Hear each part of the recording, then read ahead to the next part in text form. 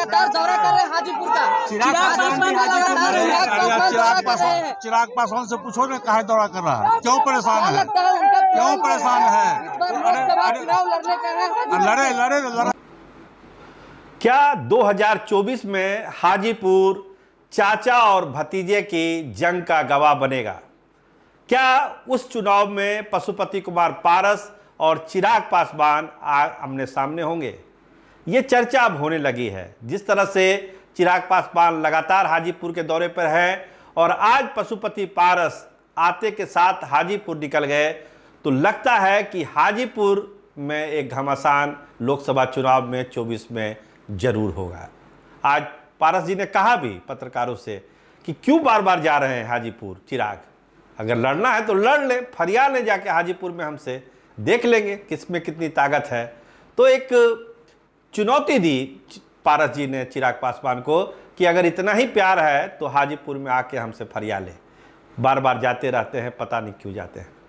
तो एक चुनौती चिराग पासवान के सामने आज रख दिया पशुपति कुमार पारस ने, और ये इशारा किया कि हाजीपुर की जनता उनको प्यार करती है और हाजीपुर के लिए जो उनके बड़े भाई रामविलास पासवान ने किया है, उसी सपने को और आगे बढ़ाने के लिए हाजीपुर के लिए वो जो भी कर सकते हैं वो करेंगे। ये उनके जीवन का संकल्प है। रामविलास जी कभी निराश नहीं होंगे, इतना विकास का काम हम हाजीपुर में करने जाने हैं। तो ये एक वादा भी किया हाजीपुर के जनता के साथ पारस जी ने। आज वो गए हैं, वहाँ बाढ़ प्रभावित लोगों से मिलेंगे, उनके दुख दर्द को बांटेंगे और तमाम तरह की घोषणाएं भी वहाँ वो कर सकते हैं। लेकिन जो एक राजनीतिक एजेंडा उन्होंने आज सेट किया, पटना एयरपोर्ट पर आपको मालूम है उनका भव्य स्वागत किया गया, काफिला आगे बढ़ रहा है, बैनर पोस्टर तमाम जगह लगाए गए हैं और पशुपति कुमार पारस बाद जिंदाबाद जिंदाबाद के नारों से पटना शहर काफ़ी देर तक गूंजता रहा। लेकिन एक जो चुनौती दी चिराग पासवान को पारस जी ने, वो चुनौती अब चर्चा का विषय है कि अगर फरियाना है तो हाजीपुर आके हमसे फरिया ले चिराग पासवान। तो चिराग पासवान की अपनी दिलचस्पी हाजीपुर में, उनको लगता है कि उनकी पिताजी की विरासत हाजीपुर थी, तो उस विरासत को संभालने के वही असली हकदार हैं, उस पर किसी दूसरे का दावा नहीं बन सकता है। लेकिन पारस जी का कहना है कि रामविलास जी ने वो सीट जो है मुझको दी थी, वहाँ से मैं चुनाव लड़ा, जीता और प्रधानमंत्री के आशीर्वाद से और नीतीश जी के शुभकामना से मैं भारत सरकार में मंत्री भी बना और बतौर मंत्री हाजीपुर के लिए वो बहुत सारे ज़बरदस्त काम करने वाले हैं, जिसकी प्रक्रिया उन्होंने शुरू कर दी है। पूरा देश देखेगा कि हाजीपुर का विकास किस तरह से हो रहा है और आने वाले 2-3 सालों में हाजीपुर विकास की नई ऊंचाइयों को छुएगा। ये वादा पशुपति कुमार पारस ने किया।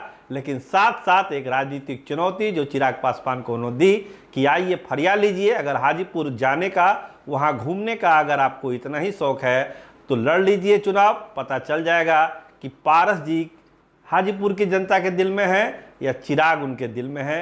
दूध का दूध, पानी का पानी हो जाएगा। तो खैर लड़ाई बाद में है, 24 में, अब इसमें लंबा वक्त है। लेकिन इस चुनौती को अब चिराग खेमा क्या जवाब देता है, इस पर सबकी नज़र लग गई है।